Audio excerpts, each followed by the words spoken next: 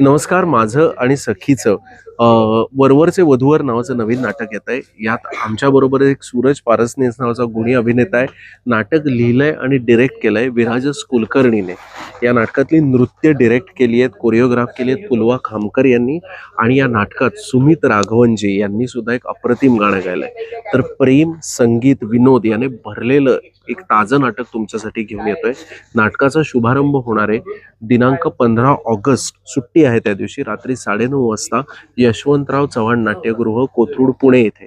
त्याचा दुसरा शुभारंभाचा प्रयोग होणार आहे 17 ऑगस्टला रात्री 9:30 वाजता बालगंधर्व रंगमंदिर, पुणे येथे.